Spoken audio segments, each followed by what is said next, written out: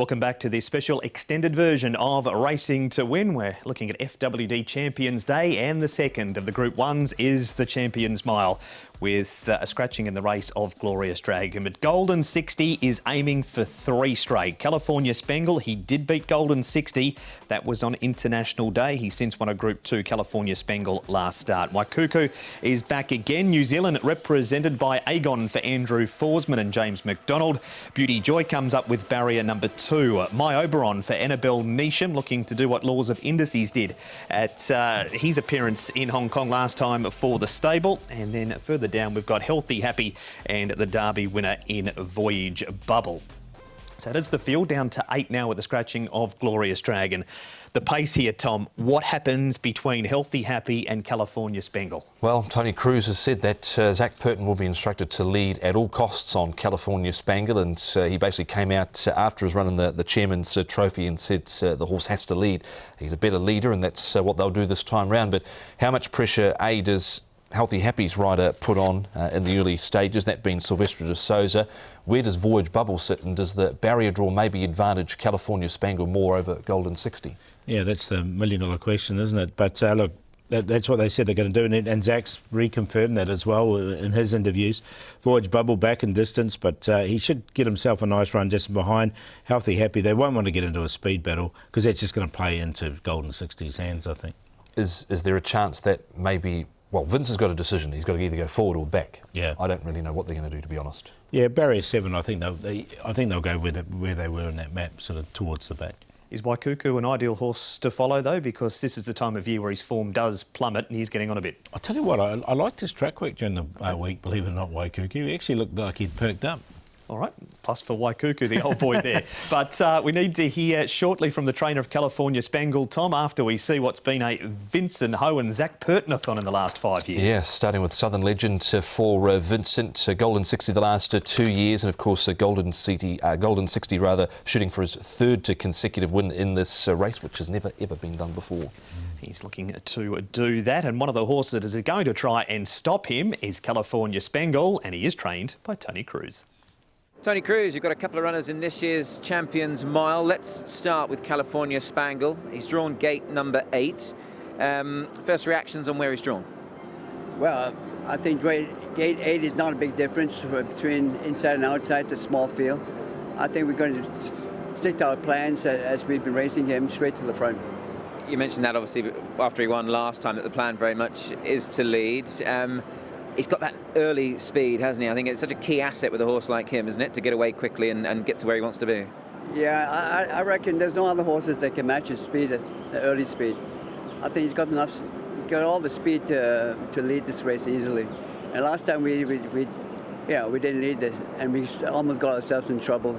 So as you know, when we won the international race in December, we led and we won that way. We're going to stick to the same plan.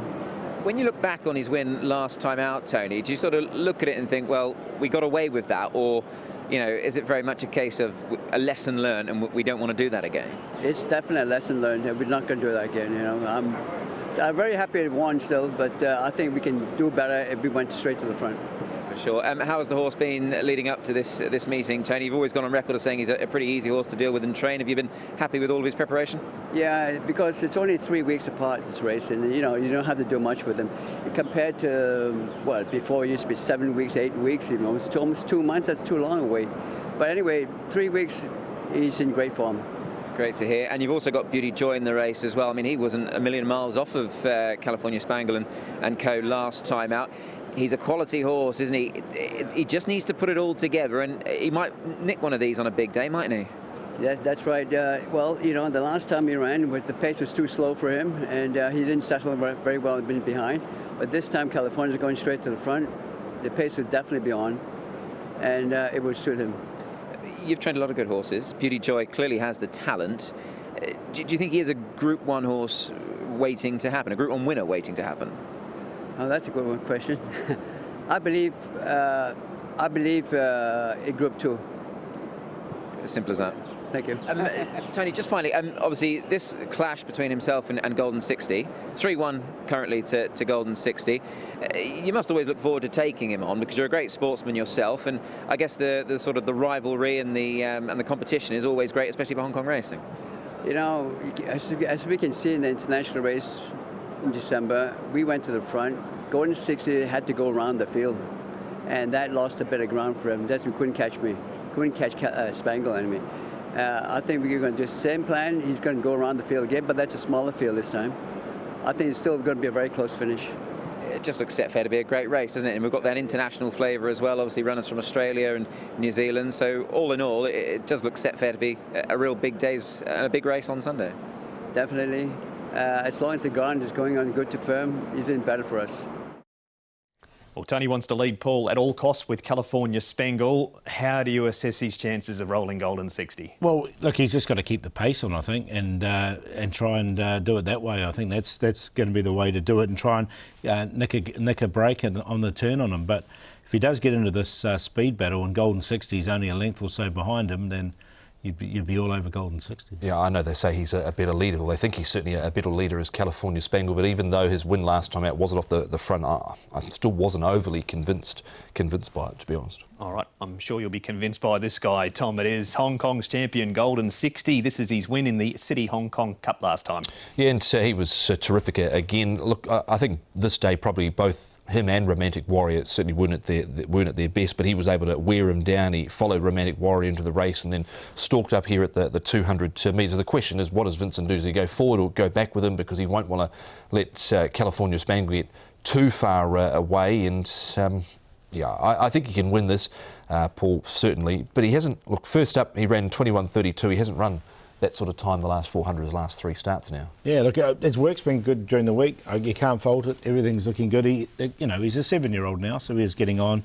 But look, the way he's still got that really good turn of foot, and I think with all his pace in the race, I mean, if California Spangle and Healthy Happy do take off, and Voyage Bubble for that matter as well, I think he'll try and get in front of Waikuku. Here is Voyage Bubble. Paul, he's been back to the trial since winning the Derby. He wins this Golden 60 up on the outside. He's always hard to get a read on a trial Golden 60, isn't he? Yeah, he definitely is. Look, Voyage Bubble's not totally out of this race either. You know, with him, he's coming back to a suitable distance with Voyage Bubble. We've seen 4-year-olds perform well on this day, albeit the QE2. You know, horses that have won the Derby normally do the QE2. So horses like Werther, etc., that can come out and win it. And Straight Aaron's already franked that form as well, the Derby form. Yep, he's versatile, pace won't worry him. I think they can try and put him anywhere, really.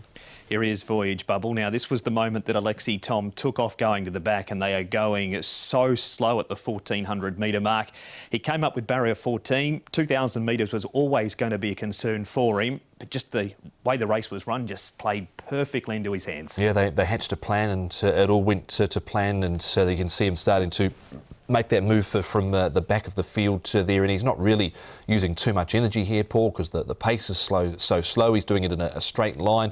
He does have to cover a little bit more ground around the bend, but because he saves so much in energy down the back straight by not having to get up and around them at some tempo in a straight line, that sort of counteracted that, really. It totally did. Look, if you run this race again, I don't think you'd win it. That's the thing.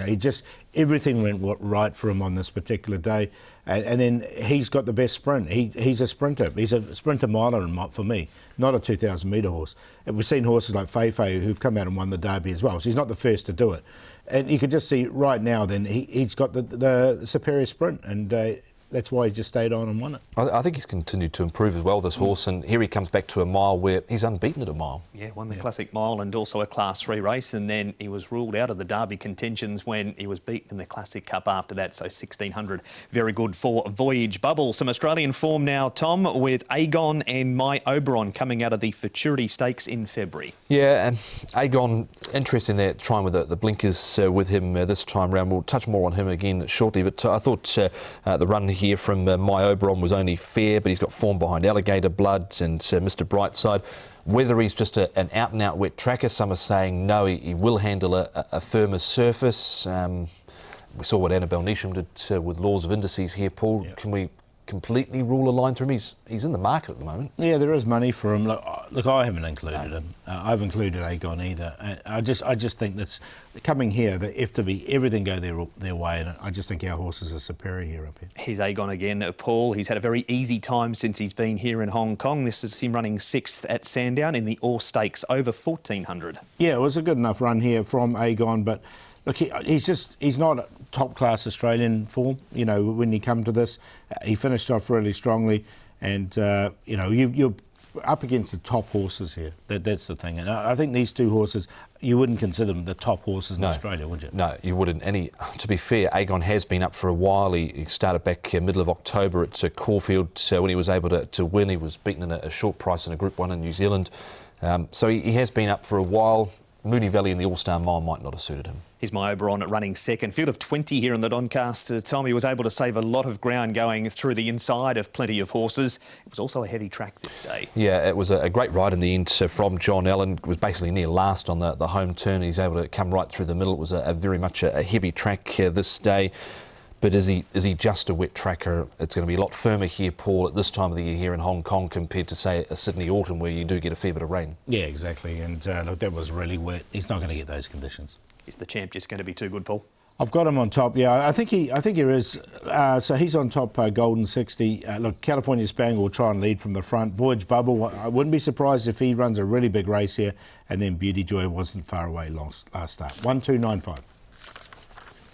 Yeah, I'm with number 1 on top as well, and that is Golden 60. He's going to be very tough to beat here. I don't think that the margin between them, however, will be overly big. Number 1, I've got 2, and that is California Spangle. He certainly makes it in on what he's done here, but I didn't think his win last time out was overly convincing, but the lead at all costs tactics this time round. We'll see what happens. I've got Voyage Bubble in as my 3rd selection, horse number 9. He's at 10 and 1.8. I think he's got a big part to play here. And number 5 also goes, and that is Beauty Joy. He's sort of the enigma in the race. He was actually more relaxed than probably what he's ever been in most of his runs here in Hong Kong. I thought last time it didn't over race too badly. So for me, 1, 2, 9 and 5.